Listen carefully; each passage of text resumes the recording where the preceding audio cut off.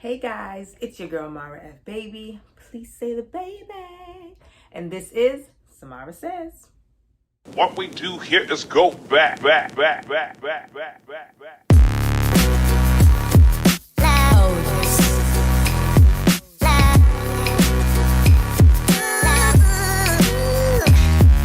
Hey guys, so I know it's been a while since I've just sat and chatted with y'all. You know, I've been doing a lot of vlogging because it's easier for me. It's easier for y'all just to see a day in the life and the foolishness I go through. But today, if my camera will not give me so much trouble, I'm going to talk about wedding planning. So, as most of y'all know, I got engaged last year.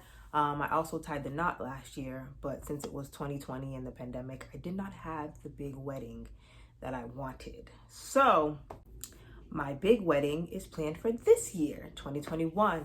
And I just want to go over one of the pieces of wedding planning.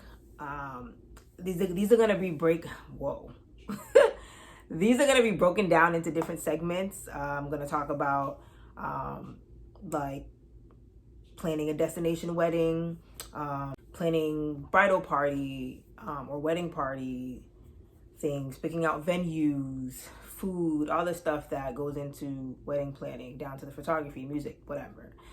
But today I'm going to be talking about the beginning phases, which for me were deciding where I wanted to have my wedding and when, and then also getting into the guest list. I always knew that I wanted to do destination wedding. I knew for a fact I did not want to be here in these states. Because for one, it's more affordable. You kind of wean out people that would just kind of show up just to show up, as opposed to people who actually make the effort to come to your wedding, who actually care about seeing you. And that's not including people who possibly can't travel for whatever reason. You know, I'm not including those people, but just people in general who want, like, you know, a free ride to come criticize everything you do. So, so I always knew that I wanted to do a destination wedding. If I had my pick,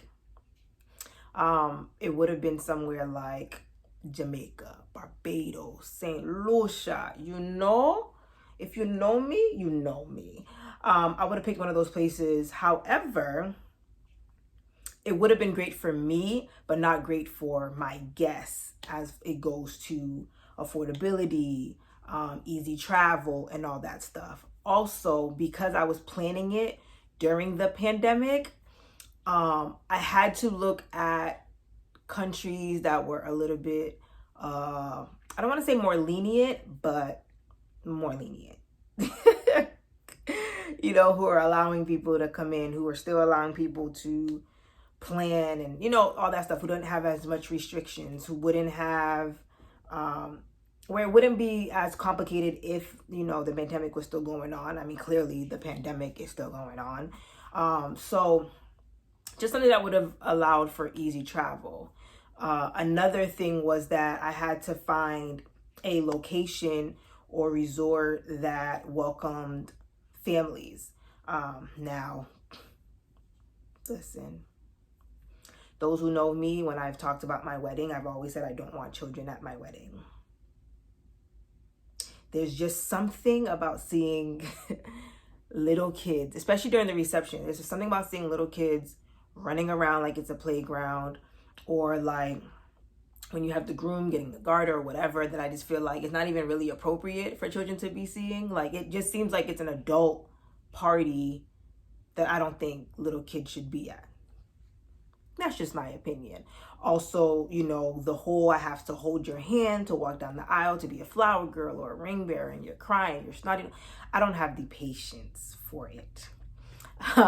So I would have, if it was my choice, if I really wanted to, I would have been like, no kids, whatever. However, I definitely considered it for my wedding because my husband comes from a large family. You know, he's the youngest of 6 and all his siblings have children. So it kind of, to me, would be unfair to tell him, or now, you know, my siblings, my in-laws that, yeah, my nieces and nephews can't come. You know, I'm like, that's not fair. Also, I have friends in my bridal party who literally had babies in the past year or two. And so I'm like, I would really want them to be a part, and I can't say you can't be a part because you had a child. It's not fair. You know, I'm not getting married at my early 23 years that I thought I was going to get married at. So I made it lenient. I picked a nice family resort, and I made it lenient for immediate family and those in the bridal party to bring their children. Everybody else, figure it out. It ain't gonna be mad kids around. Like, I calculated how many kids I would accept. Everybody else, figure it out. So anyways, I decided on Mexico. I was actually debating between Mexico and Costa Rica. And the only reason why I picked Mexico was because it was easier for guest travel. Because I have people coming from so many different places, you know, New York, Boston, Florida, wherever. So it's like, it was the easiest place to get to for everyone. That would have been at a reasonable price than flying all the way to Costa Rica. See, I was still thinking about everybody in mind, not just being selfish. So that is why I picked that location or whatever, beautiful resort, which I'll probably get into later. But yes, so I decided on that, and then I decided on my guest list. But before I get into, you know, my guest list, now, if you're married and you've had your wedding, I don't know if you experienced this, but one thing that I have learned in this wedding planning process is, if I do not ask for your opinion, I don't want it. Okay? If I don't ask you, what do you think about this? Don't tell me. If I don't ask you about, you know, what I should do, where I should go, don't tell me. So one of the things that grinded my gears is, even in the, when I'm telling you the early phases of even saying I want to do a destination wedding, it's the comments of, why do you want to do a destination wedding? You need to have it here. All your people are here, or these people are here, da da da.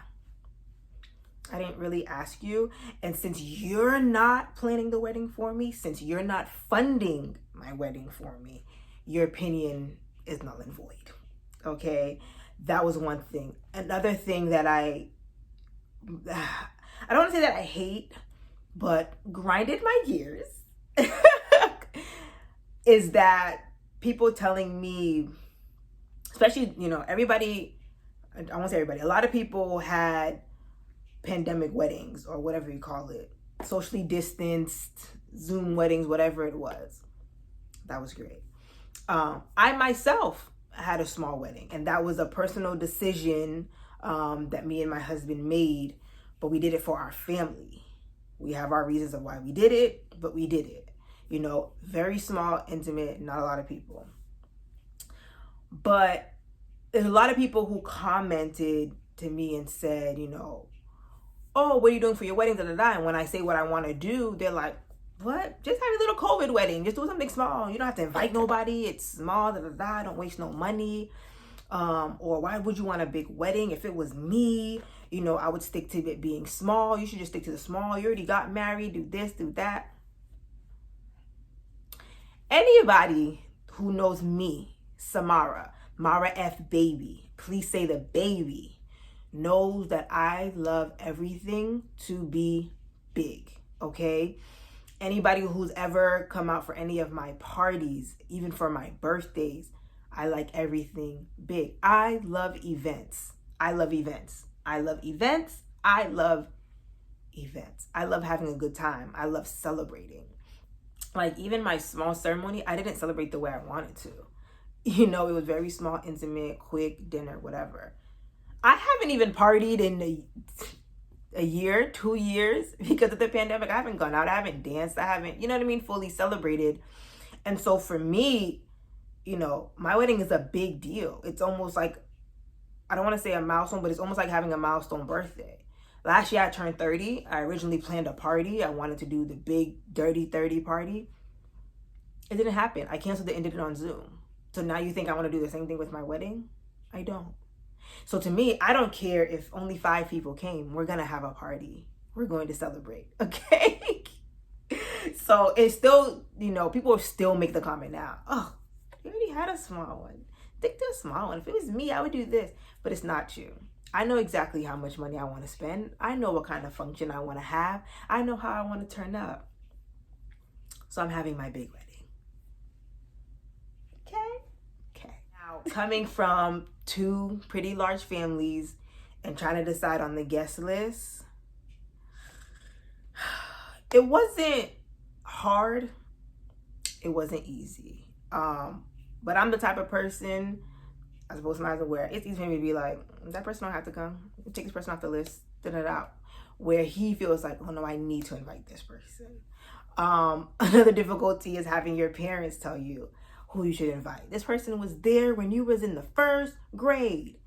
They're the one that brought you to school when I couldn't bring you to school. I have no connection with half these people. So they're not invited to my wedding. There are people who didn't even give me a simple congratulations when I got engaged. And you want to be invited to my wedding? It's interesting to me. It's quite interesting to me. So, because I had, in a sense, such a large amount of people to invite, it actually wasn't that many people. I had a certain amount of people that I need to invite, but also, due to COVID, all that stuff, there's only a certain amount of people I can really have. So as much as I can be willing to invite everybody probably can't come.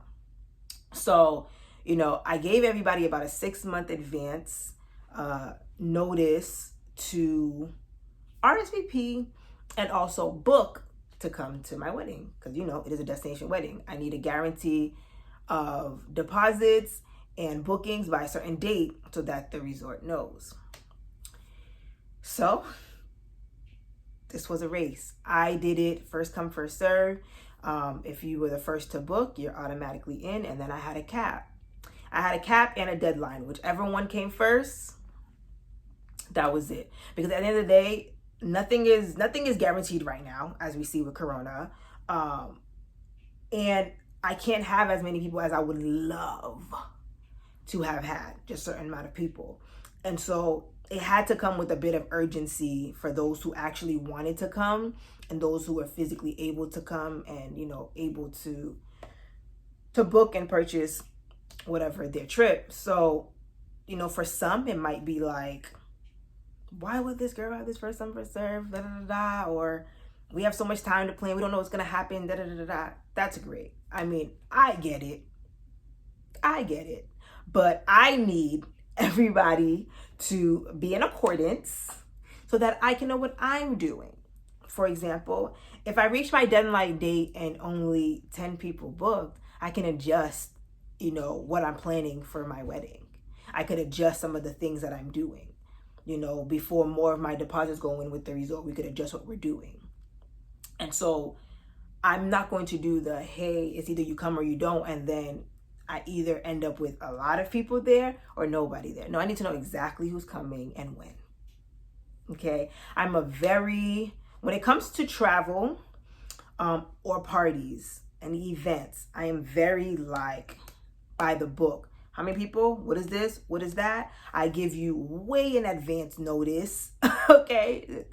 I am not a last minute person when it comes to these things. I procrastinate with everything except when it comes to travel and when it comes to events.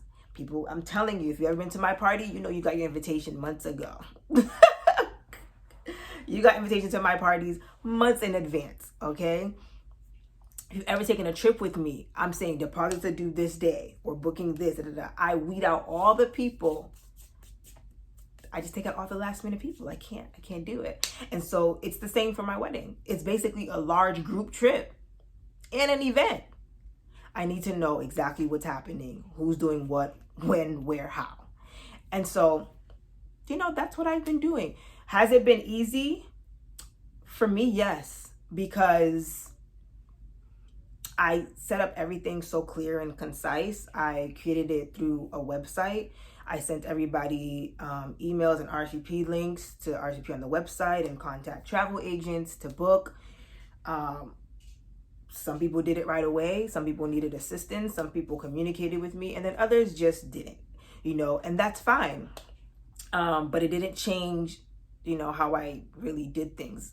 I sent a couple reminders, and, those who were able to book were able to book. And so the deadline was March 31st, but we actually reached the cap before then. So we are full with a chunk number of people. We are full for my wedding, which is in less than 6 months now. So, wedding planning has been interesting for me. I mean, my wedding technically has been planned since last year, since before I even sent out invitations. I already knew the location. I knew what colors I want. I had already picked out bridesmaids dresses. I already knew what colors the guys were gonna wear. I already knew what flowers were needed. I've already booked a DJ. I already booked my photographer. Like, I've done everything. I'm literally just sitting here waiting for the date. That's all I'm doing. I'm sitting here waiting for the date. Got my dress last year. Like, literally everything has been done because I don't waste time when it comes to planning for stuff. So I've just been sitting here waiting patiently. I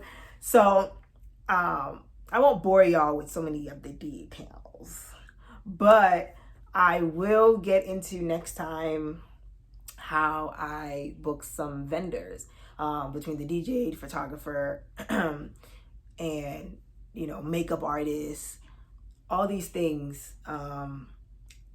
And how I decided in using the people that I used. So for anybody who's either engaged and about to get married, I would say plan your wedding the way you want it. If you want it small, do it small. If you want it big, go big. Don't listen to what anybody has to say.